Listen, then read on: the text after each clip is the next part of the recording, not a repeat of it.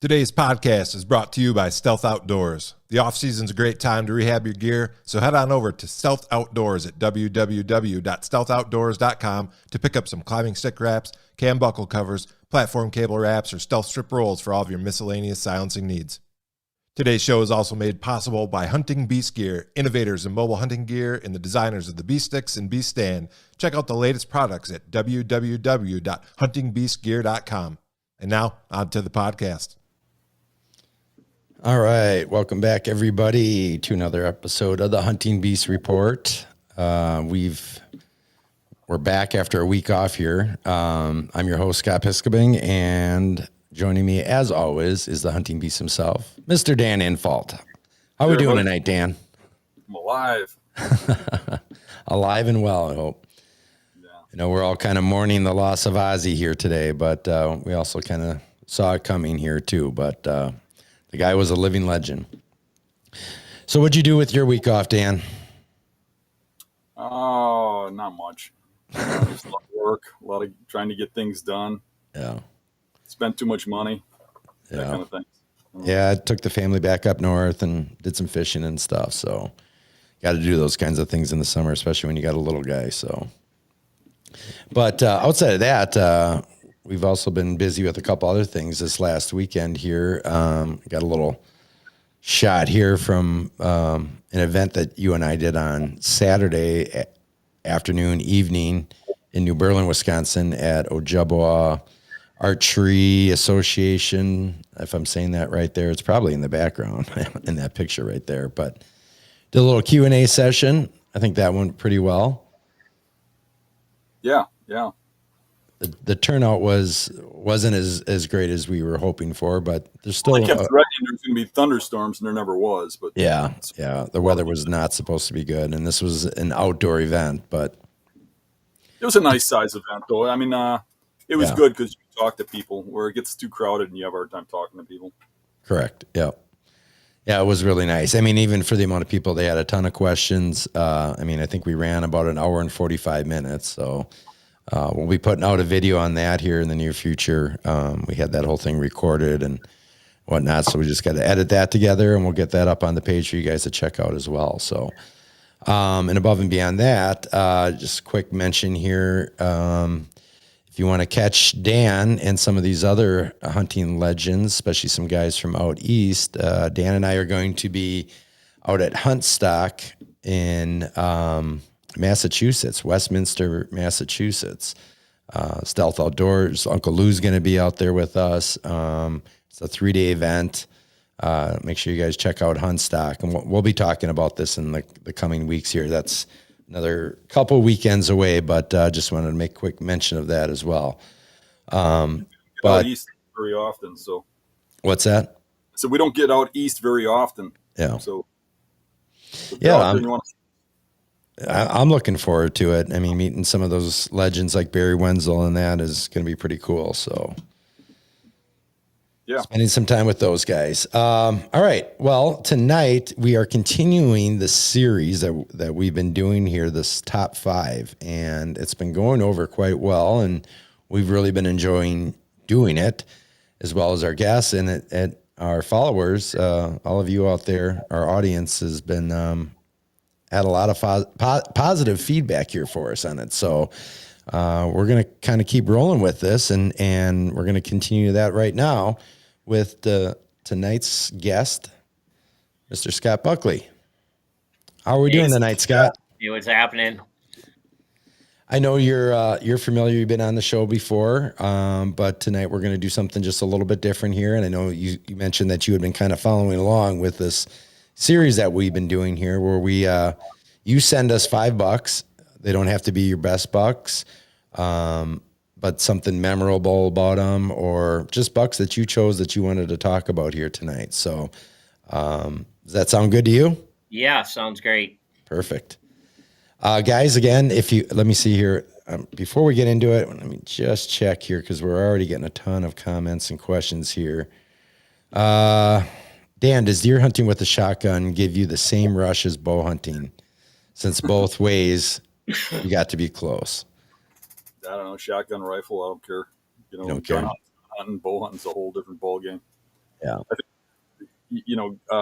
when you get into gun hunting, it's just not the same. I mean, there's usually a whole different pressure situation and stuff in most places. It's just not the same.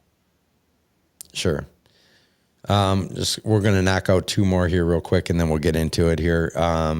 Because so often we get these questions right at the beginning of the show, and then they get lost here. And it's from Dan here. He says, Dan may be off topic, but if you grazed a mature buck at 30 yards, would you expect to see him again if you backed off after wounding him? Some friends and I disagree with one another. Yeah, you'll probably see him again in the back of somebody's truck 5 miles from there. No, occasionally you do. I've shot deer, wounded them, and still ended up killing them. I can remember one of my biggest bucks. I shot him right in the ass with an arrow, and I didn't even know if he'd make it because the arrow stayed in him, but apparently he got it out. And 2 years later, I shot him pretty close to where I shot him the first time. So, but for the most part, usually you get a crack at a big buck in one of them bedding areas or staging areas. You never see them there again. Yeah. They don't go back to that bedding area because they lose their safe feeling of that, the reason they bedded there in the first place. Right. Something bit them. Yeah. It's amazing how many times guys have shot deer in the hind quarter and end up catching that artery though. And they end up bleeding out like real quick. Yeah. But what I've always been told is if you believe you hit that artery, you got to push that deer. Can't let it bed down and let that kind of clot up at all. You got to push it, force that deer to bleed. We'll try and have a podcast soon with just me answering questions because we haven't done it in a while. Sure. Let's try to keep the focus on Scott since we got Scott here. Absolutely. Sounds good. All right, Scott, you ready to get into this first buck here? Yeah, I'm ready.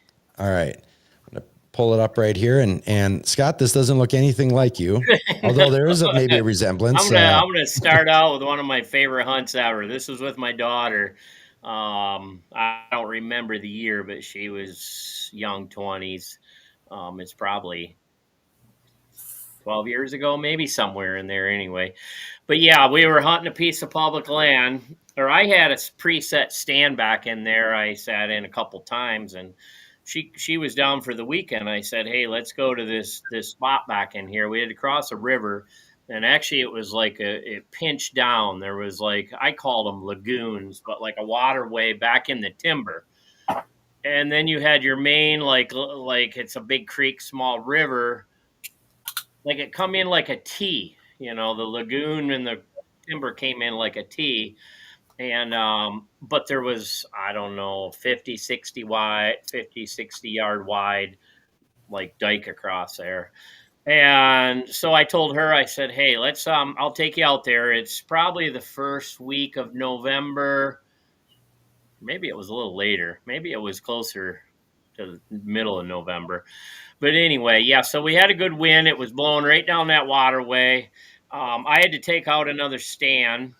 She got in the stand I had set, and then I set up a portable stand right next to her. It was like a double, a tree with two trunks, I guess you could say. So we got out there just as it was getting a little gray light, got my stand set up. She was settled into hers. We walked out without our hunting gear on, so we didn't get sweated up.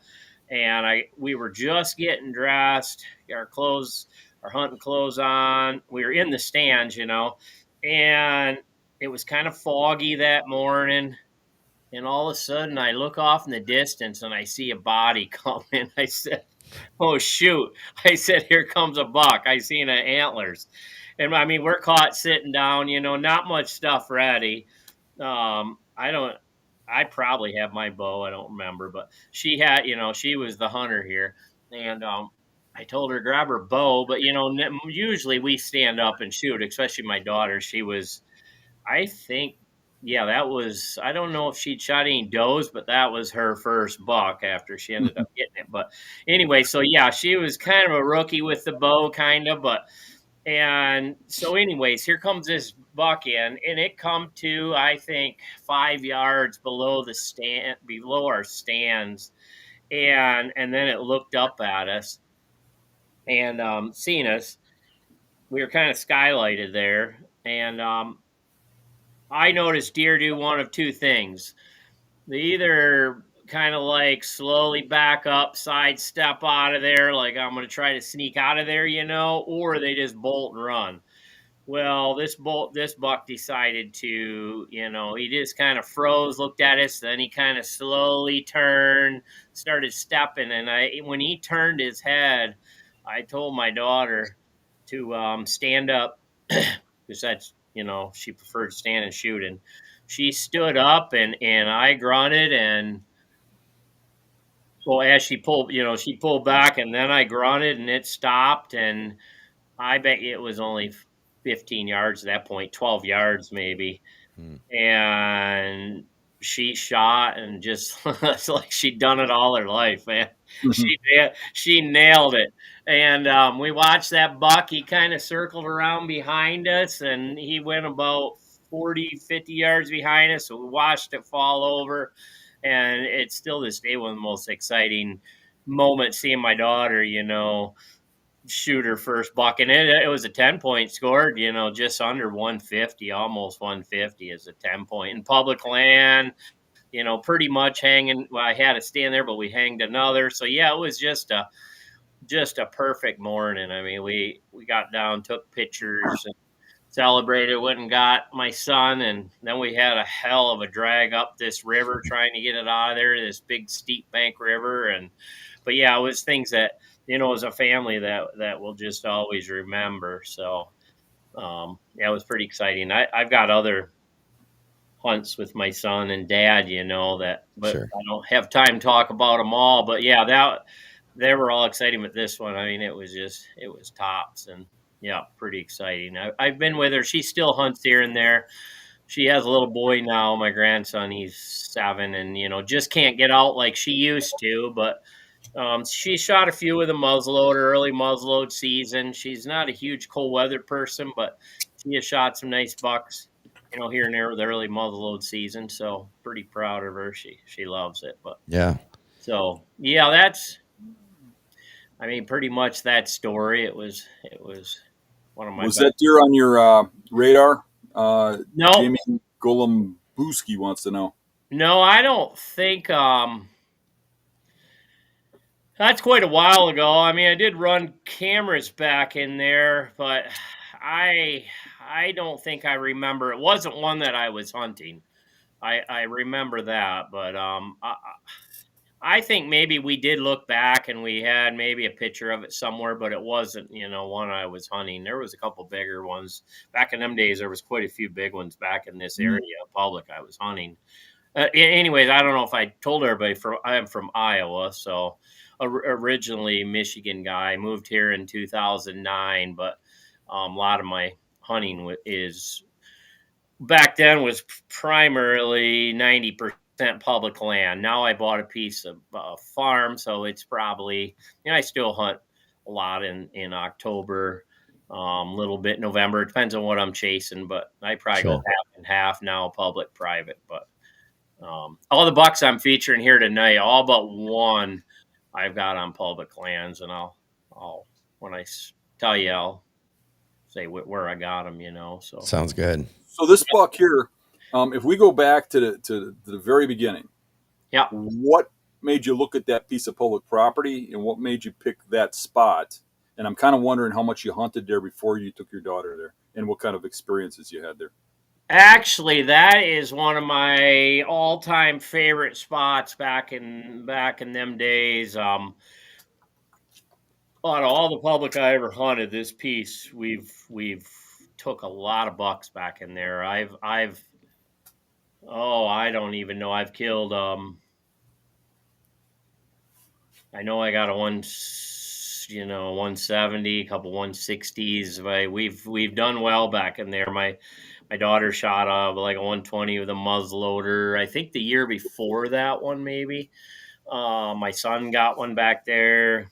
It's been a place that we hunted a lot, and so I kind of knew the area. But the main reason I picked that spot because of the pinch down in the waterways. They had to go around. I mean, they could go through the water. Like I shot 160 10 point back there a few years after that. That same waterway, I shot him early muzzleload season. He walked right that waterway you see in the background.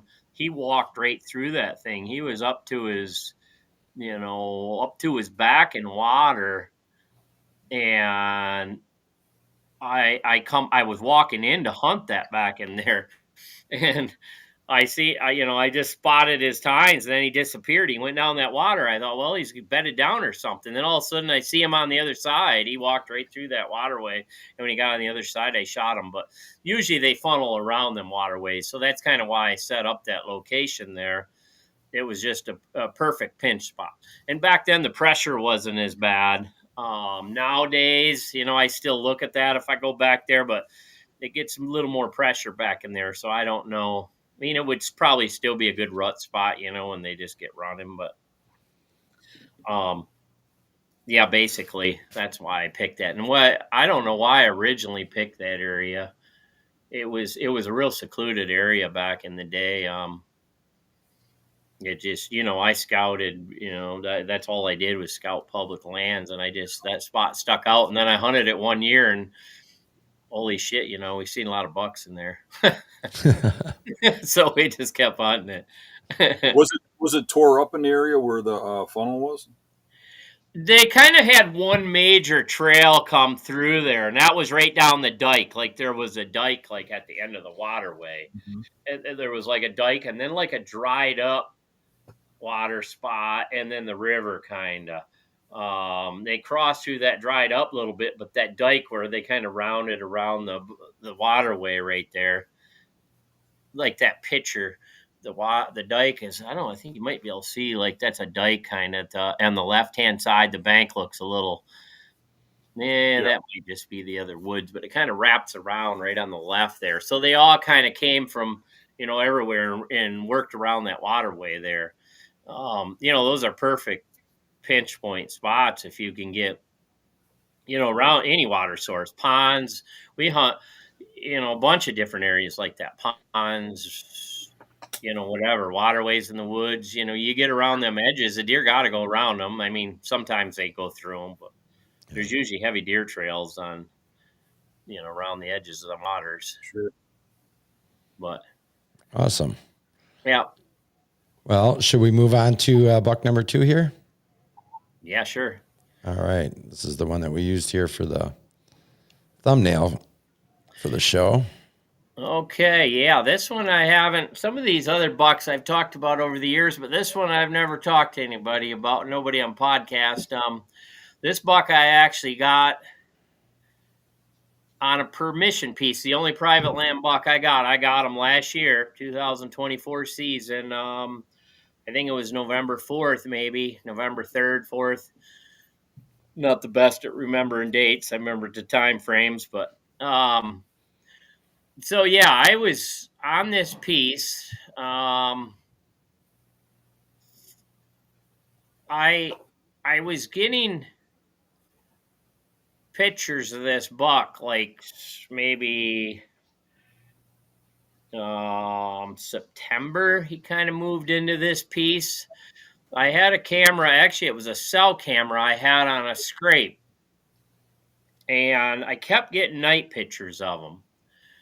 Not a single day picture, like through October. I had a lot of pictures in October, but it was always dark time. And I'm like, okay, I thought he was coming across the road. There's like a dead end road.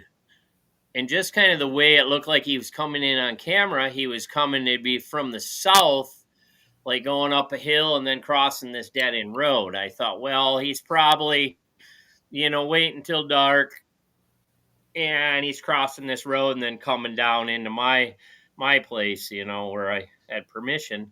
And I thought, it's probably ain't much I can do, unless he's rutting, and over here and, stays out late one morning or whatever.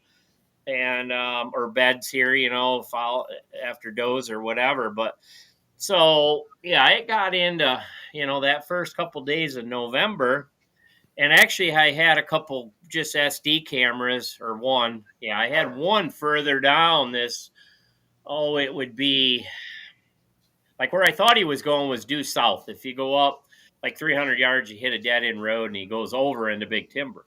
Well, I had a camera up back east, up like this little creek bottom, like tall Johnson grass, willows, walnut, just very sparse cover. This creek that goes back, back to the east.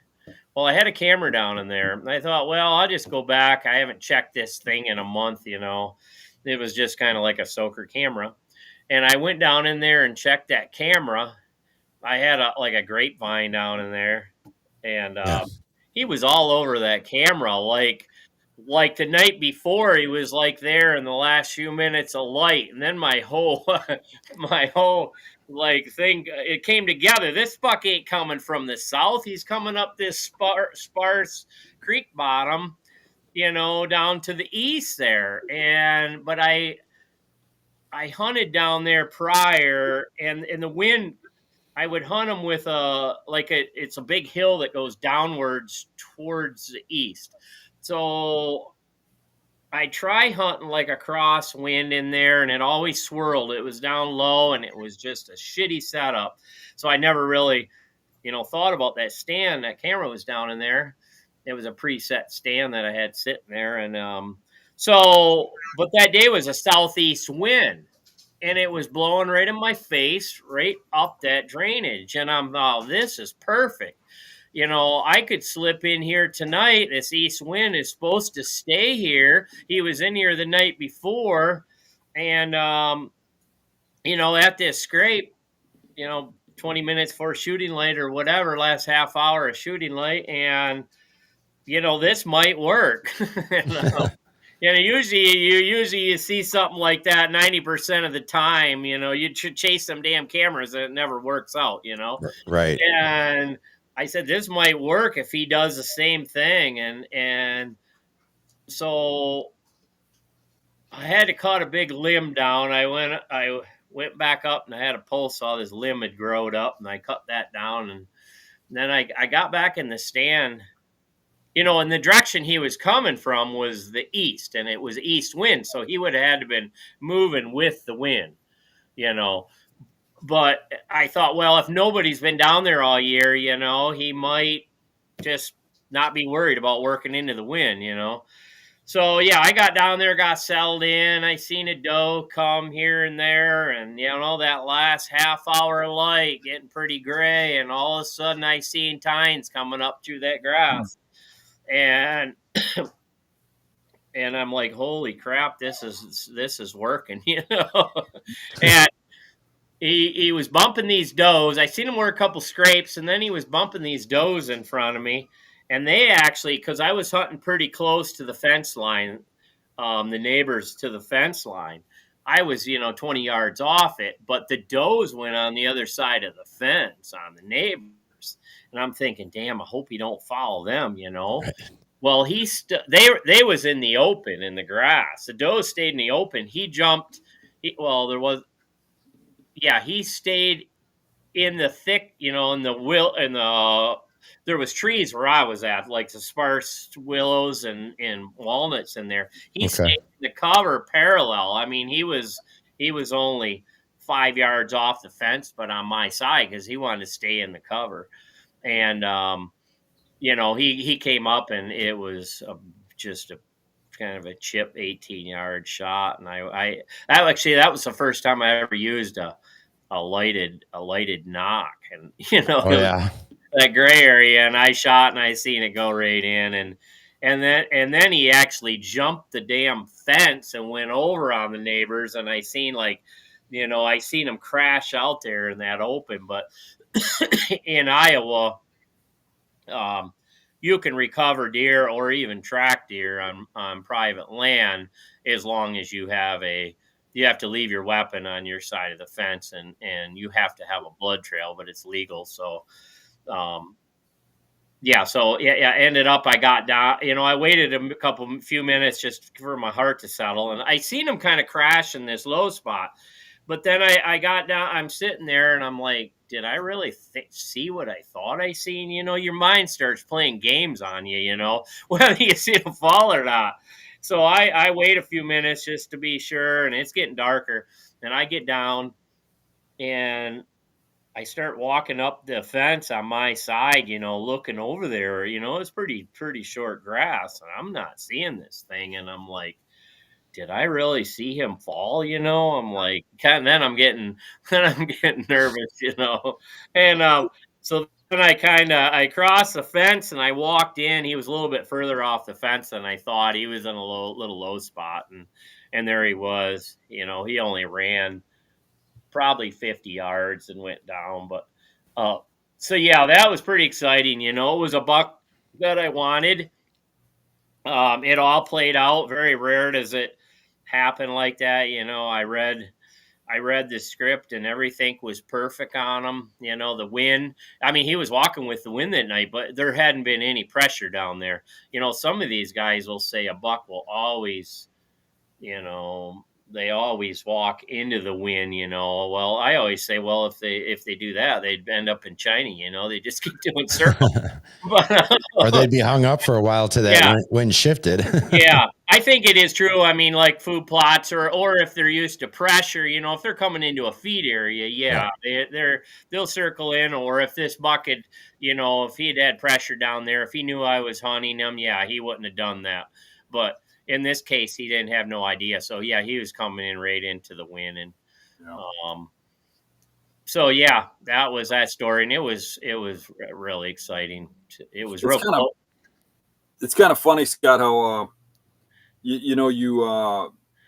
both of us, like when we're hunting big bucks, you get on this like pattern, you figure something out, and you're like, I think he's doing this. This has got to be what he's doing. Yeah. And you move over and you move in for a kill, and then when it happens, for whatever reason, you're always shocked, right? Yeah. It works out. Yeah. You do it over and over again, but you're always like, I can't believe that actually happened. Yeah. That buck was actually a 6x6. You can't really see his tine, but he was a perfect 6x6. He has he has a crab. The crab is, I don't know, 3 inches long on each side. I'm not much. I just do some rough taping, but he was pushing 160 on that one. Yeah, it's hard to see that crab on this side. We had a 3-inch crab over there, but kind of the same identical that is on that one he had on that side. It was like kind of like an inside crab, I guess you could say. But did you have an idea on how old the deer was? I think this was on permission up north, kind of where I live. He's not kind of down south where I hunt a lot. So we try to keep like 5-year-old deer down south, or even on public, we don't kind of hold it if he's got a good rack. But on my farm, we're trying to stick more mature. But this was permission. And all indications, I think he was 4. Okay. Just from, body size and everything. I didn't have any history with him, so I don't know the year before, but I'm guessing he was 4. And he was in a very high pressure area. If it would have been a secure piece where I, thought, like my farm or something, and knew his age, I probably would have passed him. But since this was a high pressure permission area, and it was my first buck, and in that area, I decided to take him, and I was happier than heck, considering the circumstances. So, sure. Scott, when you were talking about how the cameras were helping you out. How many cameras do you run a season at once? I don't. Like right now. I mean, I got a few out on public. I probably only got 8 or 10 out on public, just SD cameras. And I don't run the cells like I guess I run a few cells on my own farm and my place up north here. I got a piece of property up here.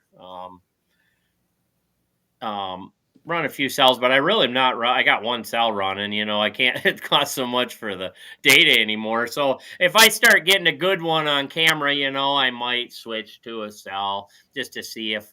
But I played that game a couple years ago on my farm where I just chased some cell cameras. He'd show up on this one. I'd hunt there. I mean, all season I just played tag with this buck, and it was. He'd be here one day, and then the next day I'd be there, and it was very frustrating. But I don't know how many I'm running. I mean, I run probably 20 a year on public, and then my own farms, I got another 20 or so, and yeah. Okay. Sometimes it seems like with those cameras, when you're doing them on a farm, like I'll soak a farm too if I got a farm, and it almost seems like your best bet is to hunt if the deer shows up in different places. Yeah, places is to hunt the one he hasn't been to lately. Yeah, exactly. They show there more than they show in the same place. Yeah. I like cameras for the fact I like just letting them soak. That I get more knowledge off cameras soaking. Instead of instant intel. Just I've learned so much about deer over the years, their behaviors, their their travel corridors. You could just put a camera there and let it soak. And I mean, the intel, the knowledge you get off them over the years. And woodsmanship's always number one too, but still, the cameras will give you a lot of stuff that you actually can see. And it goes way beyond hunting. I mean, like today on cameras I got out, I got a piebald doe I didn't know existed. Oh yeah, this morning. And then a little while after that, I got a fawn getting chased by a coyote. Really? You wouldn't actually see, except for the cameras give you a vision. And some of that stuff doesn't help you in hunting anyway, but it is kind of cool to see what's going on out there and stuff. It's kind of addicting to watch in some ways. Yeah, I love it. Yeah, all the different creatures, like you say, I've had the wildest things. I had an albino 3 years ago, pure albino as a fawn on a piece of public land. We'd seen it on private lands, and then I was shocked. I got it on one of my cameras on public. The mother had a regular fawn and a pure albino, the pink eyes and everything. And it was around 2 years from a fawn. Then we'd see it in the private land the following year. He was like a little 4-point, and then he just disappeared. I'm sure he relocated, but I never heard anything. I hope he didn't die in a ditch EHD or something like that. You can't shoot him in Iowa. So I don't think, unless somebody posts them, but you never know. That damn EHD kills a lot of things, How has that been for you down there the last couple seasons? Last couple seasons has been horrible. Yeah. Especially 2 years ago, the year Dan came out. I mean, it was... there are dead ones everywhere when I was down there. Yeah, there were a lot of them. Last year, there was pockets in the state that got hit really hard. But my area, I think it got hit so bad 2 years ago. Last year, we didn't lose as many. Like on my farm last spring, or a year ago spring, from 2 years ago HD, we found 3 of our big... 2 of them were 4-year-old bucks we were passing. Another was a 5-year-old buck dead. Pretty much wiped out all of our bucks. Oh yeah, we found another one this spring that was from the year before. It was all whited out it was down in a pocket in a ditch. This year we found a few on the farm that were HD, but they were like 2 or 3 younger bucks, some does. They didn't touch the older class like we had the year before. So that was going to be my next question. Do you find like there's a age class of deer that seem to be affected more than? Yeah, usually older bucks. It is usually older. Like, I mean, even already at 4 and 5. Yep, that's what hit us 2 years ago. Yeah, and they were dying late in the year too. And then when we got hit, I've had 3 really bad outbreaks, or 2 bad ones, and then last year, I mean, we lost a few, but not my older class. In 2019, we found, I think it was 30 deer dead on the farm, and some 3 and 4 and 5-year-olds, and Sure. Wasn't 2012 a really bad year too? Yeah, that was horrible. I didn't have a farm then, but we found deer dead all over like public lands, big bucks. I got so many deadheads back in the year; they were everywhere. Yeah. I had plans to hunt in Northeast Missouri that fall. And because of how bad the EHD was breaking out, I ended up heading down to Southeast Ohio instead for an out-of-state hunt. I'm just like, it's better maybe just to lay off and let that recover a little bit. Yep. So, all right. Well, let's, if you're ready, let's go ahead and move on to buck number 3 here. Okay, that is the double drop time buck. That was in 2009. I don't even know if I had a phone that took pictures. So I had a couple shitty, whatever, your old camera pictures, just a couple shitty ones, but it wasn't that good of pictures. I don't know why. I didn't have the people take them or whatever. And it was the year I moved to Iowa. I moved here in 2009 from Michigan in the spring, actually Memorial weekend. And you had to step down to bucks like that from what you were shooting in Michigan? Yeah, exactly. And so of course, I mean, I was gun ho. I was new in Iowa, and I'd hunted here. This public, one of the public pieces I talked about, I hunted as a non-resident. So that was, my primary. I knew the area I wanted to be when I moved here. I knew where I wanted to hunt.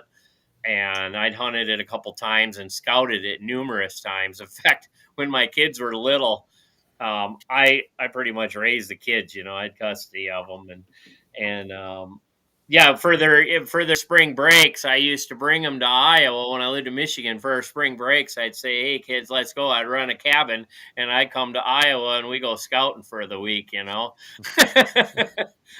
was just obsessed with it, so I ended up moving out here. But so anyways, I did all the work, place camera scouting that first year I was here.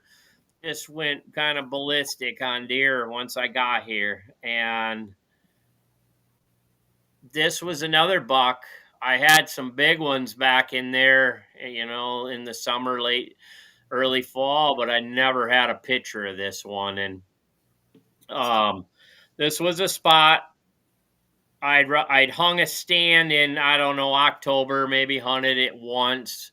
It was, how do I describe this spot? At the time, I had permission on a piece of private to cut through into this piece. Actually, where it was, Dan, is kind of where you got your buck a couple years ago back in there. But I used to have permission like off the. Yeah, I was envisioning that when you were talking. I think I know exactly where you shot that. I'd permit the road over to it'd be to the east. There was a road back in there. I had permission, and I cut across the hayfield right there, and then there was like an old logging trail, and in fact, it was real close to where you shot that one, and I pre-hung a stand back in there and just hunted it once or something, and then I think it was October, or no, it was November 1st. November 1st or 2nd. The winds were good for what I wanted to hunt, and I thought I'll go back in there. So I get out there before daylight, park. I always carried a backup stand with me, in case I want to hang and hunt or just move. But I did have that fixed stand back there that morning. So I hike in. It's probably a chilly morning, maybe 40 degrees, perfect November morning, high pressure, just one of the magical mornings, every hunter wants to get out in the woods. And I get back in there off this lane and got my flashlight on my head, and I'm looking for my tree stand, and I'm thinking, I'm sure it's right here. It looks a little bit different from when I was in it, 3 weeks earlier. But, it's a little more open, and I can't find this stand. I finally found the tree, and because I was going to, I brought my own steps in. I just left a stand, and somebody stole my freaking stand. I'm like, oh, what the heck? I've been waiting for this spot, Oh, jeez. because I had some nice bucks in there. And I'm saying, God dang, I have to. So I thought, well, I got no other choice. I got to make this happen, So I left my gear there, my bow. I hiked back out to the vehicle, which is probably, I don't know, maybe half a mile through the fields and stuff back out to the road. And I had that backup. Back then I had like a little silverback gorilla stand. It was a little lightweight aluminum stand. And I grabbed that and I'm hiking out and it's starting to get light, and I get back in there and I had to put my steps up and then hang my stand. And by then it's pretty light, but I was up in the tree and um, I was sitting there maybe a half hour or so, and I seen a decent buck cut through. Oh, I think to the south a little bit. Cut through. Just got a glimpse of him cutting across the trail there, and I think I seen some does work through, and then all of a sudden he pops out, and I mean, just everything happened so quick. He popped out on the trail, and I think he was, I don't remember, maybe 25 yards. And I pulled back and shot, and um, he ran. I didn't see him drop. He took off back to the east, and I got down and started tracking him, and I was pretty shocked when I got up to him. He was laying there. Yeah, I don't know. He went probably 50, 60 yards, but maybe more than that, maybe 75 yards. But yeah, anyways, there he was laying, and that's when, I seen kind of the drops, but I didn't realize he had the 2 drops on him, and he had a lot of points. I can't remember. I think he had 14, 15 scoreable points. He was a spindlier deer, so I think he was kind of young, maybe. Maybe he was 4, but he had good tine length. And I mean, he with them drops, he was pushing up near 172, high 160s anyway. Oh. He had a couple kickers on his brows, and I think he had a split on one of them. A lot of the points you can't see in that picture. It was just a picture I found on my phone, but yeah, it was my biggest buck to the date. My first year in Iowa, or my first fall in Iowa. Just everything worked out, man. All that work I did moving out here, and it just played right out, and I was the happiest kid on the block. Yeah. So especially about that setup. What's that? Tell me a little bit about that setup. You're on a elevation, right? Yeah, yeah. It was it was kind of the top of a ridge. It wasn't quite. Did you take the top of a draw? Did you do something to make the terrain work for you? Yeah, it was a little bit forward, I think, south of like where you took that one, but there was a draw off to the west. Them bucks come up out of that drainage right there, and there was some scrapes in there, and he was running that scrape line, and that's kind of why I set it up. There was just some heavy trails right through there, and they were coming up out of that draw in the woods. They were traveling that, like the edges of that, and I mean, after the fact, I look at it, I was mainly hunting off trails, but years after that, I went further back into the north, and it was a little better back in there where the deer pinched down a little bit better. But yeah, there I mainly was hunting trails there, and there was a good scrape, that I seen in there, and so, and then I don't remember what I was. I mean, when I hunted further there to the north, I hunted with a south wind dumping like out over the lake bed out there, but I don't remember then it might have still been a south wind because he come in on the north side or south side of me there. Yeah, I don't remember, but yeah. Yeah, it was mainly hunting deer trails on a ridge, and he come up, they had deer trails are coming out of this timber draw, it was all timber in there, solid timber. And it was, a couple hundred yards off the edge of the at the time it was a hayfield out there. So, them bucks will run back, they'll follow the edges, but back in 100 yards or so. Yeah, I try, and especially areas around public, I try not to get too close to the edges. The bucks will, run the edges of timber 100 yards back, and Yeah. yeah.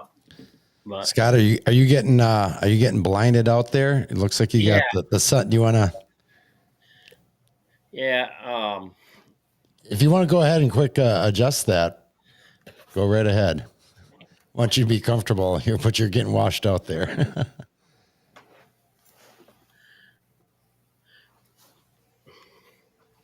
You got sun on every side of your house. Yeah, I know.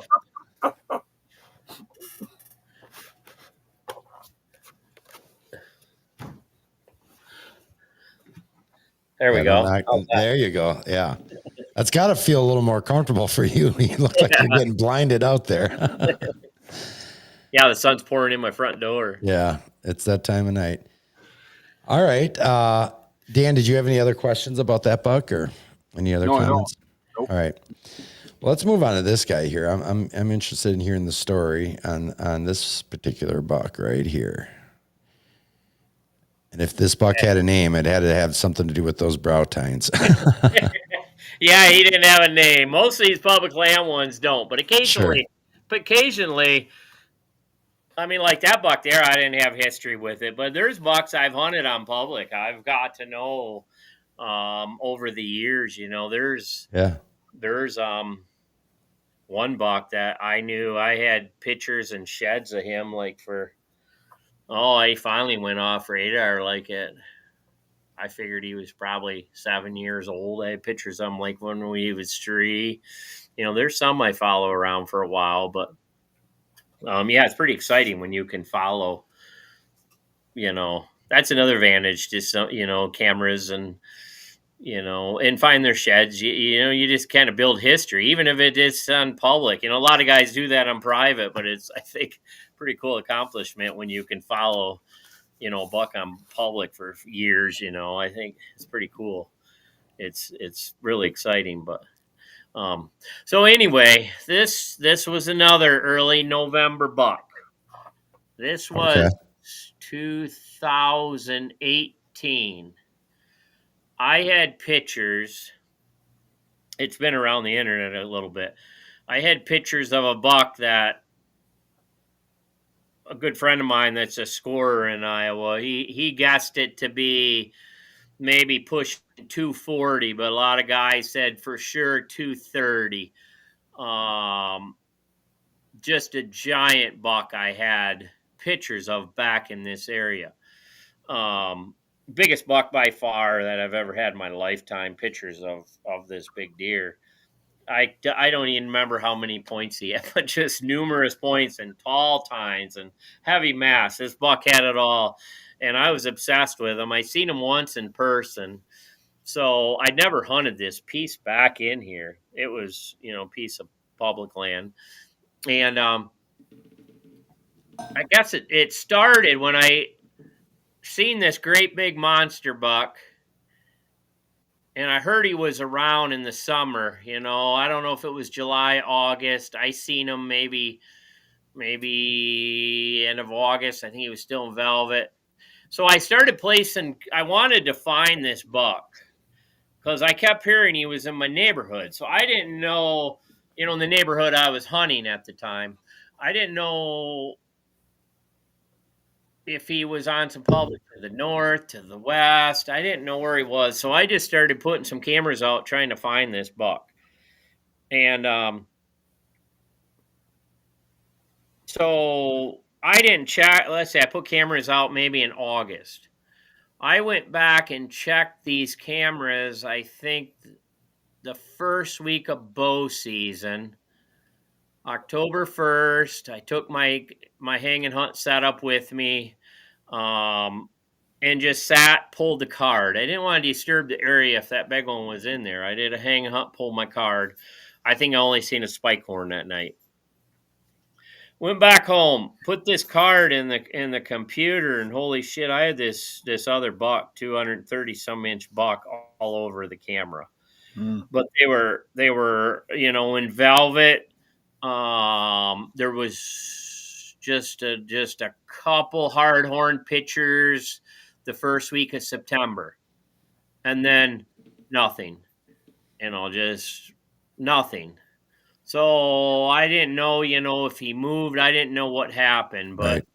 but um, so I think I only did a couple hunts back in there, and then you know, I don't know. I started hunting elsewhere. I was after a couple bucks, in another piece of public somewhere.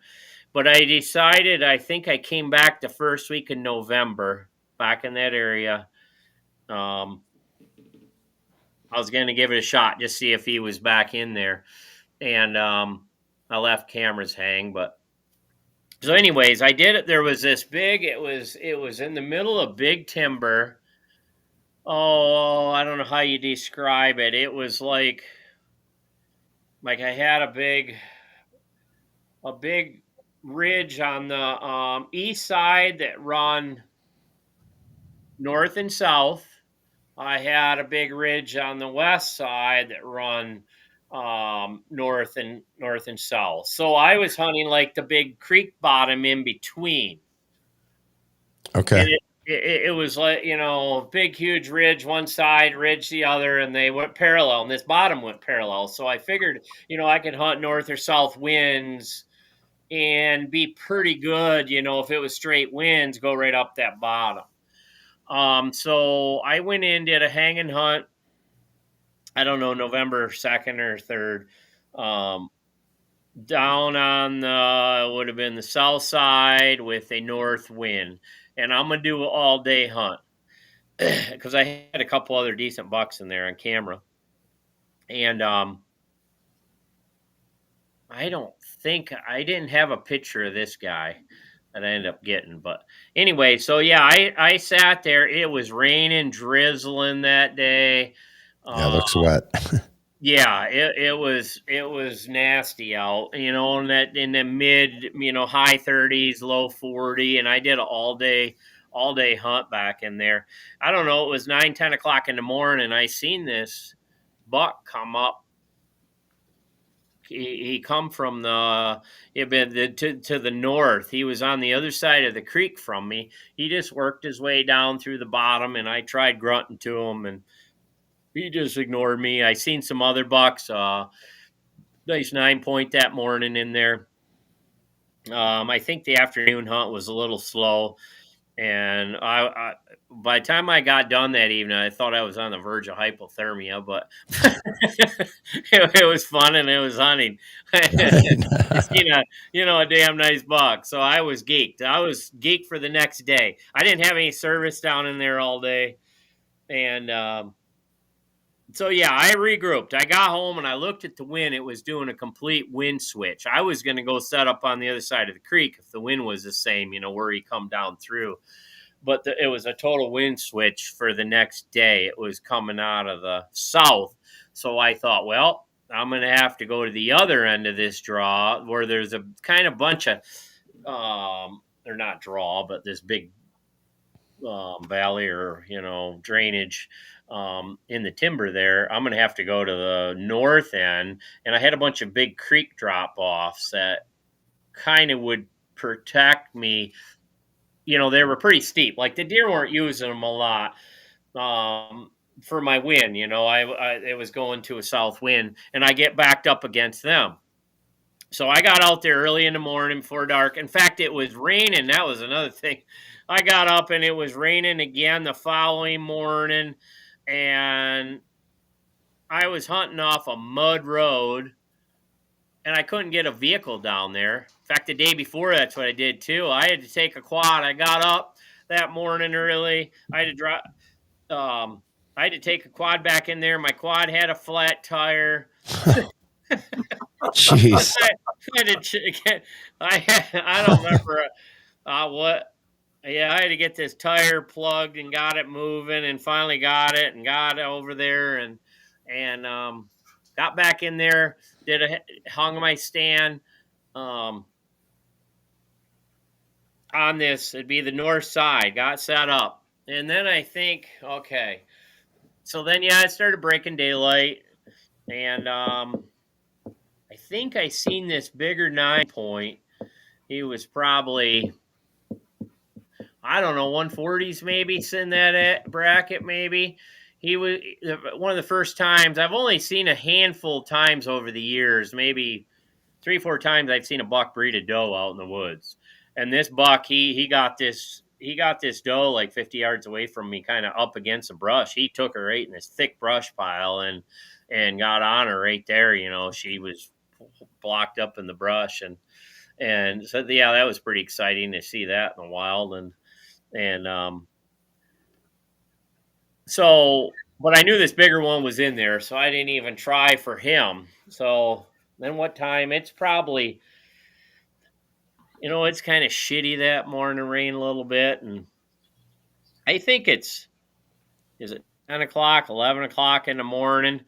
And another thing, there was private land to my east. And I was probably 30 yards off the fence, 40 yards. And maybe 40 yards off the fence or something. And yeah, I look up kind of up this hill towards the private land, and I could see a tree moving up there. I'm like, that's kind of odd. I've seen that a few times over the years. It's kind of still, and all of a sudden you'll see a tree start moving.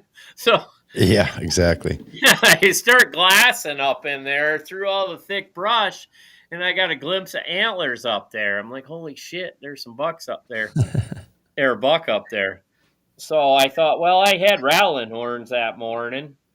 I don't carry them a lot, but I some years I do, sometimes I do on a certain hunt. It depends on the time of year or whatever. But I thought I had them that morning, and I thought I'd give them a rattle.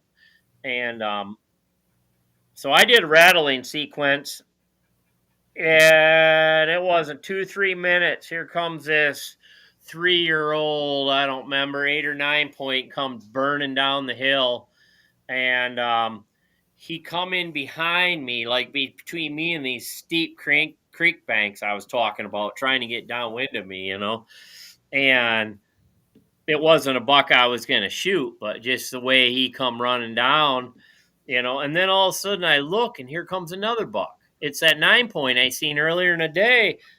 He's kind of walking down the hill, and then holy shit, behind him comes this buck I ended up shooting. There was 3 of them come into my rattle in that mid-morning, and the other 2 are kind of skeptical because I got this 3-year-old behind me, sniffing. He's smelling me, but he didn't know what to do. He's young, and he was wound up, testosterone just flowing from me rattling, and he got behind me and he's sniffing, and the other bucks are watching his reaction because he's not freaking out, but they can tell he's on high alert. So they're watching him as they're walking down the hill to me. And so they're kind of on alert. Even though they couldn't smell me or didn't see me, they was just on alert. So they stopped up. They come across that fence line. It was just a broken down fence up on the hill. And they was getting really nervous. And the 9 point started going back up. And I said, well, I got one chance at this big one, big brow time one. And, he turned on that hillside, and I took a shot, and he just kind of loped off. I'm like, it didn't appear to hit him. I didn't see the reaction I wanted to. I mean, some bucks sometimes don't show it, but I just didn't have a good feeling. I thought I missed him, and I'm watching him. He kind of trotted up the hill. He went back up on private up in there, to the east, a little bit angling south. And so I just sat there. I mean, I sat there 15, 20 minutes, and I figured I missed him. And I thought, what the heck? I'll do another rattling sequence, just see what the hell happens. So I rattled, good sequence. This is maybe 20 minutes after I, missed them. They went up the hill. So I did rattled again, and all of a sudden from the south, this buck come down the hill again, like to the south quite a bit. This same buck, he come burning into me this time. I mean, running. It was the one that ended up shooting. He come burning in. He got about 15 yards and he started to L. And I could tell he got something. The wind was good, but it was a morning. It wasn't a sun, so I don't know. Thermals are still down a little bit, but he caught something. Well, actually, that morning I think it was that morning I put a camera. Like I think that was it. I remember I put a camera out in front of my stand. Just on a scrape. There, I was sitting over a scrape. And I think he smelled like where I'd, stop and put that camera up. So he kind of just he came in like a big L, turned in front of me and just put on the brakes when he knew something was right and I was ready. I frickin' drilled him, and then that same thing, I watched him run. He ran straight south. So he didn't go back up on the private. He ran right south and I seen him drop. He dropped right. Perfect. Yeah, I watched. He probably ran 50 yards and went down, and yeah, it was pretty exciting. I don't think my boy was down that weekend, so I ended up, I packed up everything I had, went back up to where I was staying, and the neighbors were coming down to where I was staying there, and they were coming down, and I took them back, and they took a couple pictures of me, and then we quartered him up because he was a long ways back. He was back about a mile or so back up in there, and pretty rough terrain. So we quartered him up and packed him. I don't remember if I took a deer cart and put his parts. Usually I'll put them in a pack. Sometimes I'll put them in. If I get them on public, I'll debone them. I put like contractor bags, heavy black bags in my pack, and then I'll spread them out on the ground so I don't get all kinds of debris when I'm skinning them. And then I'll just cape them out, and then I'll take all the meat. And usually I got 2 pack frames if I got help. If not, I'll make a couple trips, but I'll take his head and cape out one, and then his meat, and another. But yeah, we ended up doing that with him. But yeah, that was pretty memorable. And when I first seen him, I thought when I seen him the day before coming down through that bottom, I just seen all the points, and I thought, holy shit, that's that 230-inch one. The main reason I was in there hunting, because he was off in the distance working his way down. And in fact, I told Cody, I said, that's that big one down in there. He's down there. I seen him, but ended up, after I shot him, I realized, it wasn't that. I mean, this one still, he had 15 scoreable points. He was up over 170. This one here, he had, I think he had 15. He had splits, and he had, I think, splits on his brow, if I remember. He's not here. He's at my farmhouse, but he had a lot of points too. But yeah, it was pretty exciting. Did you ever lay eyes on that 230? No, I didn't. Actually, this is a weird story. That's a buck. I notice most bucks might travel a mile or two. I've had a couple bucks, on my farm that I got a neighbor that's 3 miles away. He's had them like during the rut. So, I have heard of them traveling quite a bit. This big one, I had pictures. I kind of figured out what happened. That was this summer area. I said I had my last pictures were the first week of September. I pulled another camera I had on a piece of public that was probably almost 2.5, 3 miles as the crow flies. But I didn't. That was another one. I didn't check that camera until like the 3rd week of November. I go back in because I was already tagged out for bow, so I quit hunting them. So yeah, I went back in and checked that camera maybe 3rd week of November, and I didn't dream he'd be over on another piece of public. He was on that one. I had pictures of him on November 13th, all over a scrape. Wow. Over there, and then I heard one of the adjoining one of the adjoining private landowners, he'd seen him over there, I think like the third week of October. This guy had a crossbow permit. He's handicapped, and I guess he come into him, and I don't know, his crossbow misfired. He was sitting up in his ladder stand, and the thing's making a rub 25 yards away from him while he's trying to Jeez. his freaking bow. And the thing walked right under him, never to be seen again. And then he just totally disappeared. That is one mystery buck, because that was the year that, as I wanted to see if he survived. That's when, the Tasco cameras were like, you get them at Walmart for Yeah. $6. I went and bought like 20 of them plus all the inventory I had, and I just saturated that winter. I saturated cameras everywhere on them two pieces just to get some kind of evidence that he survived, so I could set up a plan for the following year. And nothing, not a single thing. We shed hunted them areas, nothing, and he was never heard from again. I don't.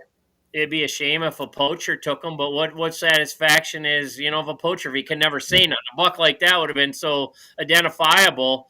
I don't know. Yeah. Unless he died of VHD or a fight in a ditch somewhere, or got, clipped by a slug. And there's some big ravines in that country, went down some of them deep ditches. I don't know, but nobody ever heard from him again. But out here where I hunt now, I don't have near the bucks you have where you're at. yeah, But there's been a few that got really big over the years. yeah. And I can only think about one or two of them that actually somebody killed or somebody ended up, you get the full story. Yeah. Most of them get really old and big, and all of a sudden one year they just disappear and nobody knows whatever happened to them. Yeah. Well, that's quite the impressive buck for sure. Yeah, his brows were 10. I think the one was 10 and a half inches, and I don't know. I can't remember, 6x6, and he had splits on both G2s, and yeah, he pretty cool. That same thing. I don't know his age. If I had to guess, just body size, if I had to guess, he was a 4-year-old, but I don't know. He looked pretty wore down from the rut. He could have been 5 because he kind of had that lanky, where they're just run down. But it was early in the rut. It was early in November. So Sure. If he was a 4-year-old, could you imagine him at 5, 6 years old? Right. But on a public land, I'm not gonna pass a deer like that because he's 4. No. There's no way. 100%. Yeah. All right. Let's move on to our last buck here, buck number 5. And I would say easily equally impressive, if not more. Yeah.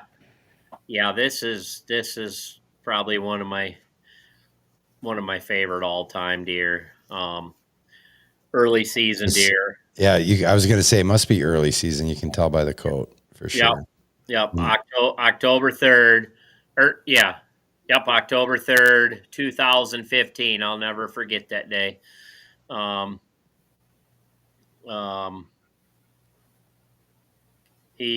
do I start with this story? Well, let's start out with this.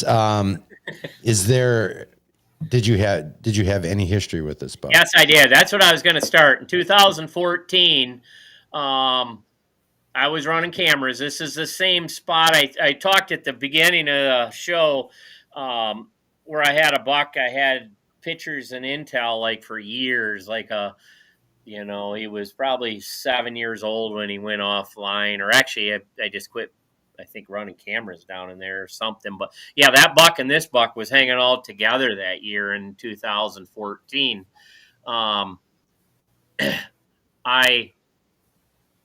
I had pictures of him. He was, I think, a 10-point. Now he has a 6x5 with, I think the one split. So yeah, I had a few pictures of him, kind of knew about the areas he was in from 2014. And I said, I want to find a shed. So we used to shed hunt that area heavy. Um, we found it was weird that year, 2014 or 2015 in the spring, March. We're shed hunting, and I'm walking in through this woods, and I found a crossbow bolt back in there. I think it had something like a, I don't know, like a G5 or solid muzzy 3 blade or something. I don't.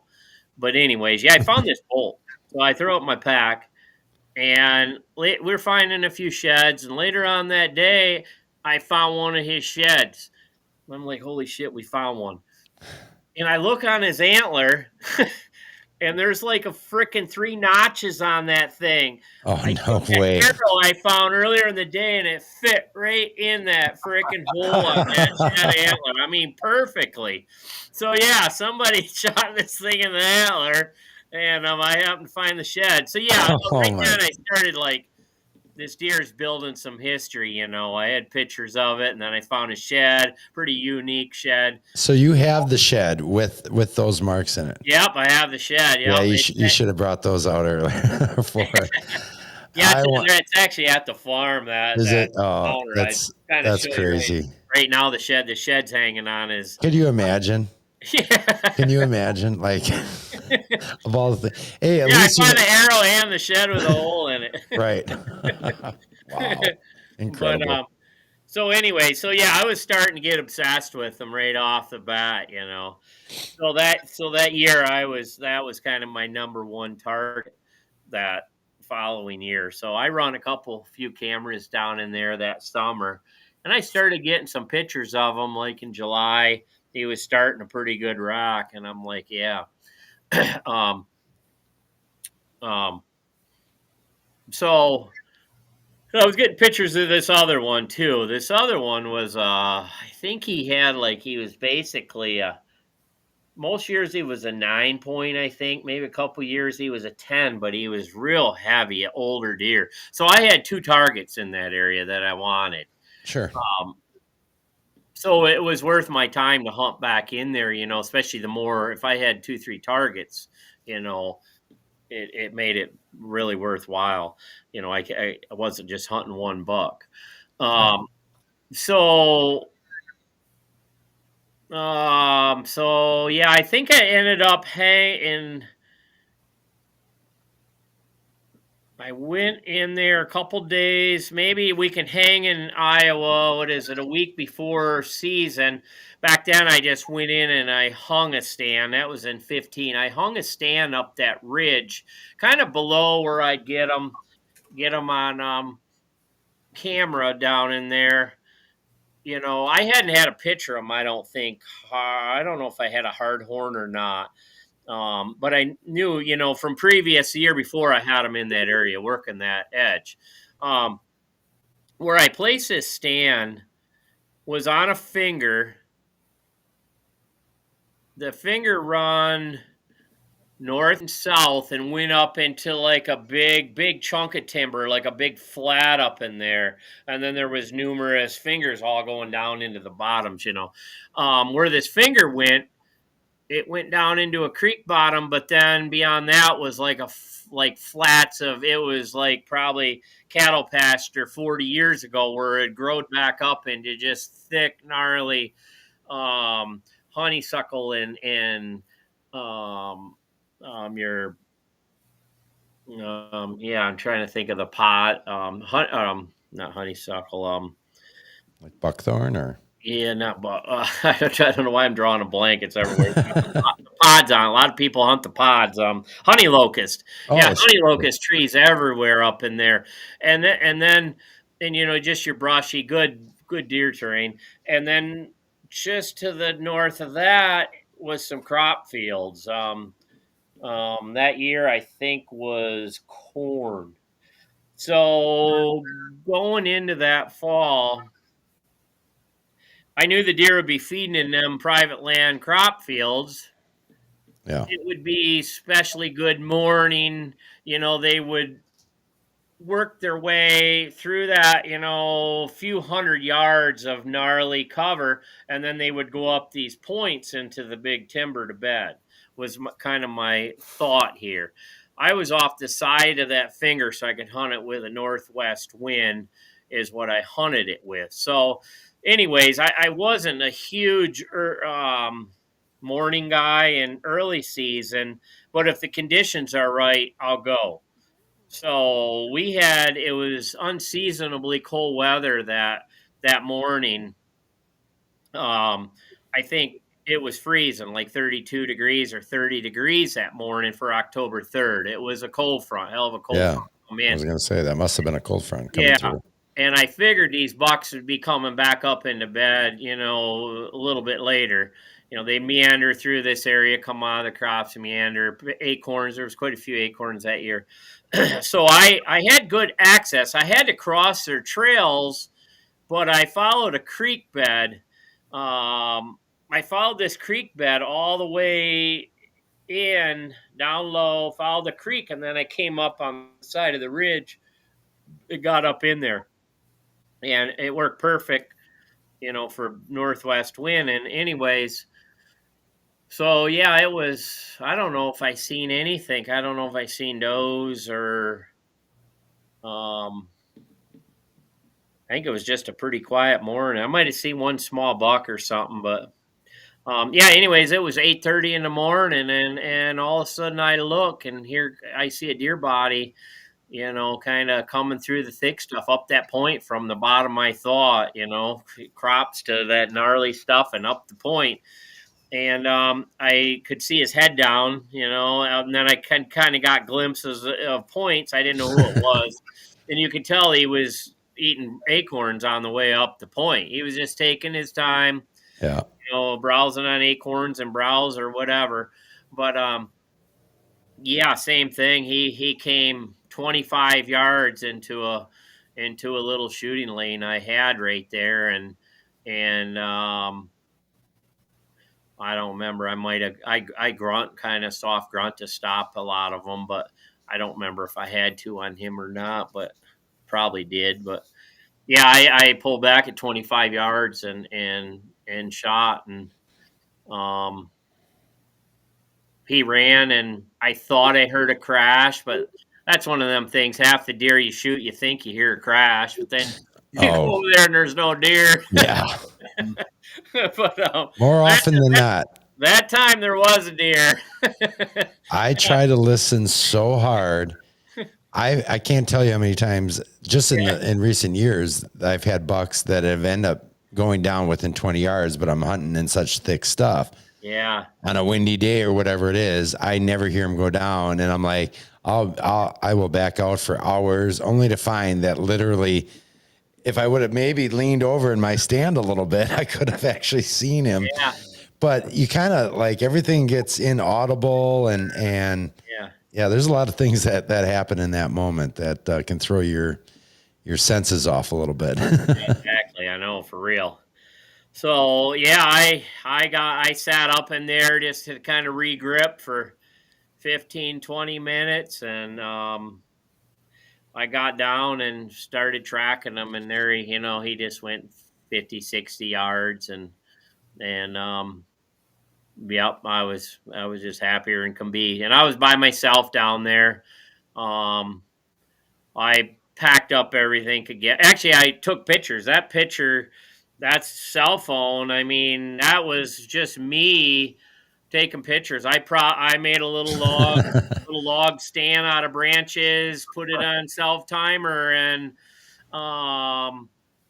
that's just my phone sitting up on some brush. I took some pictures. I've got a lot of compliments on that picture. In fact, I was going to say, yeah, that's pretty impressive. Yeah, I remember the first guy, had a little name out there, Todd Pringus. You probably guys all know Todd Pringus. Oh yeah, R.I.P. I was friends with him, and he told me numerous times. He said, "Scott, that's got to be in the top 3 or 4 pictures I've ever seen." Like that, and that was after that Todd invited me on one of his podcasts. In fact, that's where I met Dan. We did a public land thing down at Todd Pringus's house, but So yeah, same. I packed everything out. I did my pictures, and then I came back. I went and got a pack frame, and I quartered him out right in the woods. I didn't have anybody help me. I was down by myself, and I made 2 trips, one with his head and stuff, and then man, he was a big old gnarly buck. It was a lot of Yeah.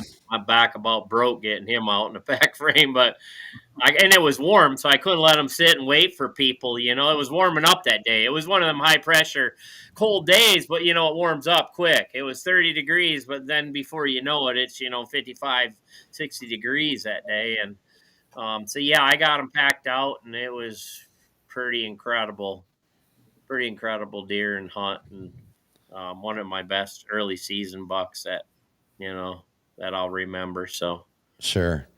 I got to ask you real quick, since you brought up Todd, did you ever use his tree thrasher? no, I got one. He gave me one, but I guess when I first got it, I might have took it out a little bit. It Yeah. kind of just sits in my closet as a memory thing, but Mm-hmm. kind of one of them things where I like to take it out, but you got only so much you can take out in your pack, That's true. That's true. So I try to take out the necessities, grunt call or whatever. But I think on my farm or something might have tried it a couple times, but I mean, it was a very novel idea for sure. yeah, I mean, it covered a lot of different things. yeah. I know Dan thinks of those things as pixie dust or whatever. Where I've been accused of peddling some of the pixie dust over the years, haven't I, Dan? Yeah, everybody tries them new products. But hey, I mean, he was on the right track with that for sure. It was Yeah. something Did a good different. job on the saw. I don't know if I liked anything else. Yeah, The that's saw he made was a pretty good saw. yeah. He was a unique guy, that's for sure. It shouldn't have happened to him, but Yeah, I know. I wonder where he'd be these days. No kidding. Yeah. Absolutely. So this buck here again, and forgive me if I missed this. What did you figure this buck to be in terms of age wise? He was 5. Pretty sure he was 5 years old, just by watch his sheds from the year before, body size. I'm pretty sure he had a huge body. That's early season body, and it was huge body. Even big chunky neck for only October 3rd. You really can't see it there, but No, but you can kind of see how it's all creased up and yeah, yep, and that for sure. He was a big deer, and yep, that was one of them that kind of played out, just kind of, the camera did I knew he was there, kind of knew his patterns a little bit, Okay. but it was basically just setting up on the terrain, figuring the terrain features, where these bucks are feeding off in the crop fields. You got all that thick, gnarly brush on the flats, and then they're going to work up these points up into bed. And it was, early season when you got frost and bucks, usually they're back up in bed the first week or so by daylight. But with them cold, frosty mornings, or lots of times you'll catch them late going up into their bed, and you can take advantage of that if Yeah. right. Sometimes it works. Most of the time it don't work, but it works. So looking back at these last 5 bucks that you shared with us tonight, excuse me, would you say what if there was one factor that kind of correlated with all of them? Was it terrain and understanding the terrain features at that time, or was it a timing thing? Is there any one thing that you can pinpoint that maybe kind of puts some of these bucks in the same category in terms of maybe how you hunted them?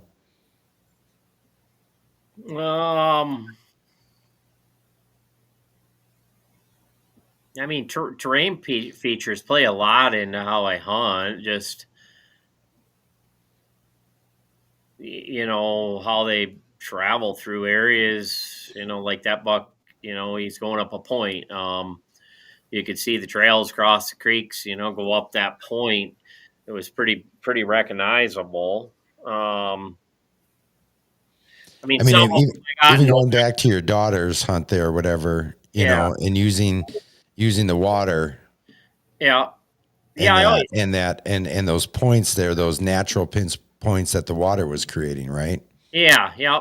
I mean, usually I try to get some kind of feature to pinch them down. Basically, I mean, the big brow time buck, that really wasn't a pinch. He was just traveling that bottom, and I rattled him in. I mean, I knew he was in the area, and they really weren't pinched down, but they were taking that whole bottom, traveling along the bottom, you know. And then Okay. when they hit like where I was sitting, the deep creeks were behind me. They kind of, you know, they'd L and then go down in the creeks and cross. That was more of a travel pattern, but I don't know. I hunt a little bit of everything.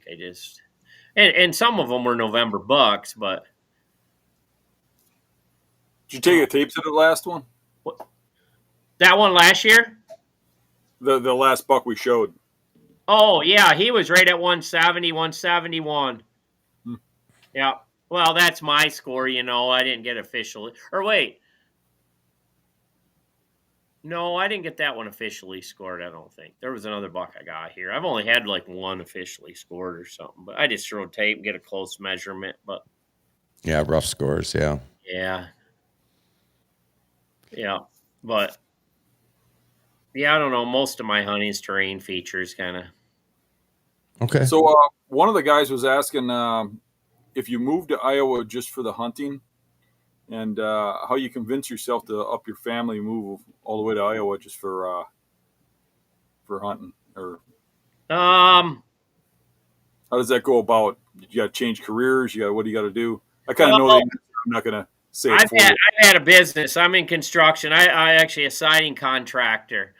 I've had a business since 1993, going 32, 33 years.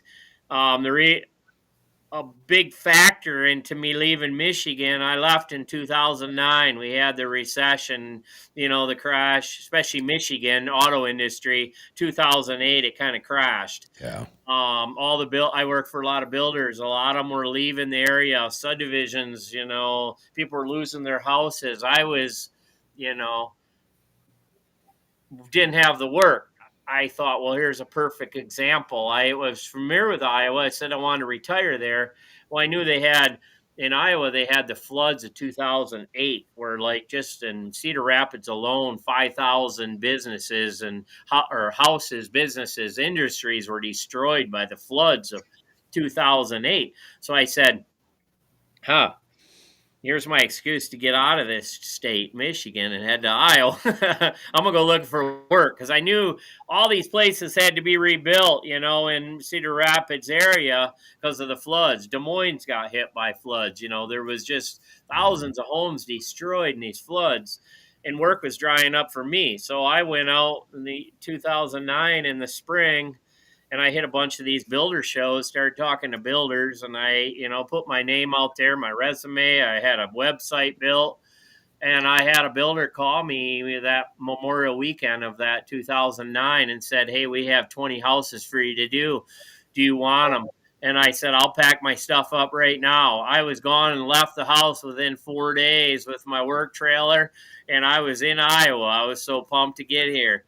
And I left at the time. My living girlfriend, was at the house with living there with the kids. You know, since it was a fast deal, I I come home every 2 weeks. You know, see everybody for a long weekend, 4 day weekend. Then I'd head back to Iowa. I did that for a year or so, and then my girlfriend at the time, you know, at first, yeah, I'll go out there, but then she had kids of her own and couldn't leave her kids. You know, they were starting to go on their own, so she couldn't move. So, you know, my daughter came out first. She graduated, and she graduated. She came out, stayed with me, and then Cody came out like 2 years. I think the second year or something. My girlfriend stayed with him until he moved out.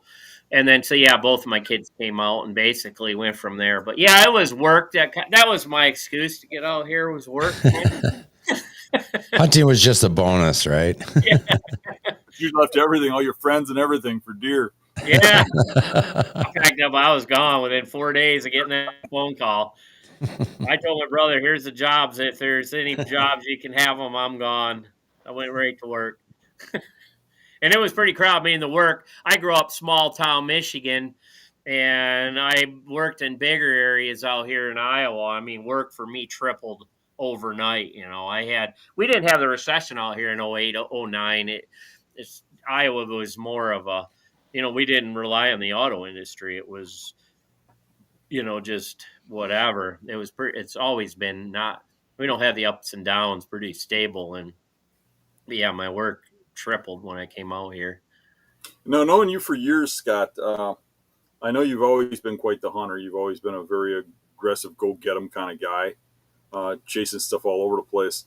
How did you do in Michigan, in the high pressure Michigan areas? I grew up in the kind of the thumb. I don't know if you ever hunted in that area. It was in the thumb kind of, where the couple counties we was in, 2, 3 counties there, they said 85% of the buck kill is yearling bucks. So me growing up, I didn't have much of a chance, to kill much. So if you killed a 2.5-year-old 100-inch deer, you were doing good. So yeah, basically, I mean, I used to kill, tons of small bucks like every other young guy growing up, that kind of got my experience. We just used to hammer the deer. And, but then, yeah, if I got a 100-inch deer, that was our trophy. And then, back in my mid-20s or late 20s, I started going to Ohio. We got some permission on some pieces in Ohio. I just started traveling more because I wasn't seeing, I just wanted to, it wasn't getting me in Michigan, hunting these yearling bucks. I wanted to experience the world, so I started hunting Ohio. Before I bought the Iowa farm, I used to travel quite a bit. I've hunted Ontario for deer. I shot a buck there. I've hunted Ohio, shot bucks there. I've hunted Nebraska. I've hunted Kansas. Kansas was the first big deer I shot outside of a 130-inch deer in Ohio. I got a buck that scored 148 in Kansas on public land. That was back in the mid 90s, 96, I think. So that kind of really sparked my interest for the Midwest. That was the first Midwest state I went to, was Kansas. And, we just had paper maps, topographical maps back then. I studied them and studied areas, and, we made a trip out there turkey hunting just to get to know the area, and went back out and killed that nice buck out there. That was pretty exciting. So yeah, I used to travel quite a bit, for bucks, because just Michigan wasn't getting it. I enjoyed shooting deer, but, as every hunter, I tried to, move myself up in there, and I always wanted to keep doing better and better. And then I settled into Iowa. Sure. All right. Well, Scott, if anybody wants to see your stuff, do you post anything on YouTube? Is there anywhere anybody can find you or anything like that? Or nothing YouTube. I mean, I got a lot of previous content, but a lot of, like, couple whitetail cribs. Anybody wants to see some of them ones with the Exodus crew, back in the day. Sure. There's 2. I think I'm the only one they ever did 2 episodes with. There was an episode on my house where I live, and then following day we went down to my farmhouse and we did another episode there. I got a lot of bucks in them 2 episodes, a lot of sheds, a lot of bucks. In them whitetail cribs, if you just search my name, it'd probably pop up. But sure. Other than that, I've just kind of did some content with people and never really ran a camera myself. But sure. And then just my name on Instagram and Facebook. But gotcha. I do a little bit of stuff. It ain't as crazy as it used to be, but do a little bit of hunting stuff on Instagram and just some pictures here and there. Yeah. kind of not showing my deer as much as I did a few years ago, but Well, we definitely appreciate you taking some time with us again tonight. And it was a pleasure for me to get a chance to talk with you. You, as many have mentioned here, you are a big buck slayer and a bit of a legend yourself. So thanks for taking the time with us tonight. It's been fun breaking down these 5 bucks with you. yeah, I really appreciate you guys having me on. I always tell everybody I love storytelling. You know, I'm not a big question and answer guy. Sure. ADHD kicks in, and but I love telling stories on my hunch. Tactics and stuff like that. Sometimes, I've never been a good teacher, so I'm not good talking about different situations. But I love telling stories. About a lot of the hunts I've been on, and who doesn't love a good deer hunting story? So exactly. So that's what it's all about. It's about the memories and the dreams and first and foremost. And that's what the stories are. I mean, yeah, exactly. Yep. We're not getting any younger, so it's good to relive all these stories. Yeah. And now it's out there for everybody to see. Exactly. All right. Well, we want to thank everybody for tuning in to another episode of the Hunting Beast Report. Dan and I will be back with you next week for another episode of this the show, this series, the top 5. Is that right, Dan? Yeah. Who's going to be on next week? Is it Jared? I believe we have Jared Scheffler lined up for next week. So stay tuned for that one. That'll be a lot of fun as well. And thanks again to Scott Buckley for joining us again tonight and sharing these stories with us. So until next week, guys, be safe, and we'll see you next week. See you guys.